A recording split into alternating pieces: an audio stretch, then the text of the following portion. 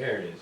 That is way too small. But the what you're familiar with, I'm sure, and that's the earlier map, is the turbine array here for the Mount Herrick, which include 9 over here in Pulteney, a couple up here in the corner in West Rutland, and then the lion's share of them here along the Mount Herrick Ridge in Ira. And then there was also a series of turbines over here in Middletown Springs along Trainbrook Ridge, and then over here on Susie's Peak that went down with 4 in Teignmouth. And the more recent, as of the 16th of June, the Trainbrook Ridge array has been abandoned. Those sites have been abandoned. The 4 that went down into Teignmouth have been abandoned. That's 15 that have been taken off the list.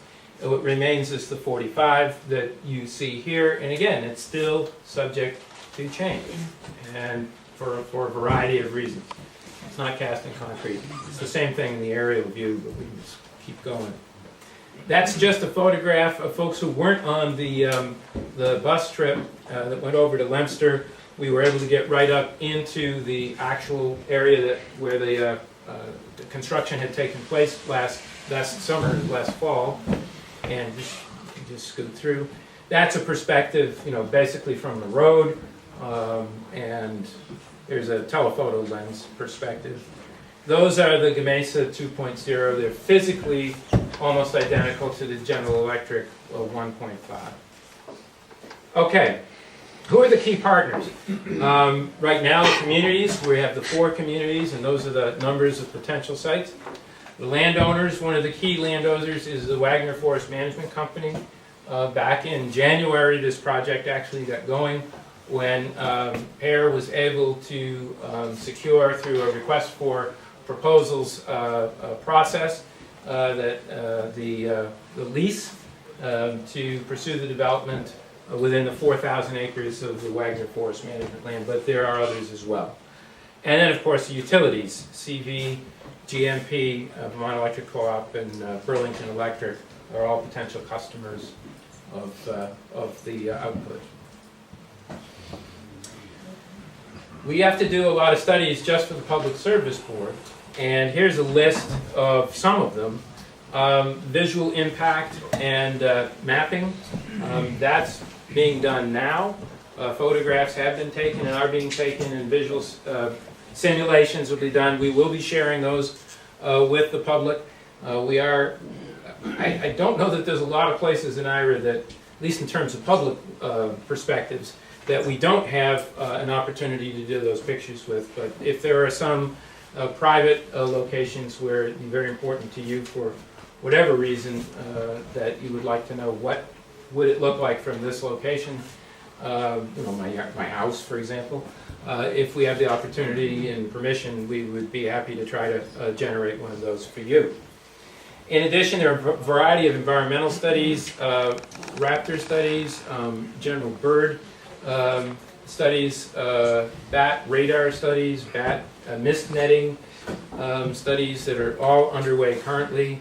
There's a lot of studies regarding basically environmental or ecological issues on the ground, mapping out wetlands, streams, rare plants and animals, various natural communities, unique or special habitat, things like bear habitat. That was a very big issue down in the Deerfield project down in Searsburg and Reedsboro. Very big issue with the Public Service Board there. Historic preservation, archaeological resources have to be researched and documented. There's civil engineering, as I said, there are issues with road construction and a variety of other, the engineering necessary to properly install foundations for these devices. What's the substrate like at these higher elevations? Noise, notwithstanding, we have noise is a very big concern, and one that will be studied and is going to be taken exceedingly seriously, and we will demonstrate that, hopefully to your satisfaction. We'll do our level best. Also, economic impacts, both negative and positive, property value concerns. I know we've heard a lot of folks have concerns about property values.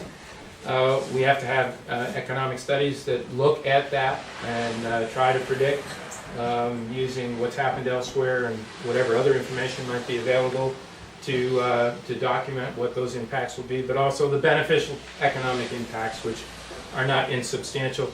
And then, of course, all the electrical engineering stuff that has to be done to plug it into the grid and, you know, the substations and all the rest of that. Okay, I'm almost through. We're doing all right. So the public process, the last few slides here. These are introductory meetings, first feedback. Appreciate your coming out tonight. Gathering public input and concerns before we have a final project design, before we have an application to the Public Service Board. And also the opportunity to adjust consultant work and studies and then bring that information back to you based on the concerns and the feedback that we get while the consultants are in the field and doing the work and not after the fact, which is why we need to get this feedback now. In the fall, we will report back. We'll give you an opportunity to meet with the consultants, kind of kick the tires, see what their findings are, and what the basis of that, what their, you know, the bases of their findings are.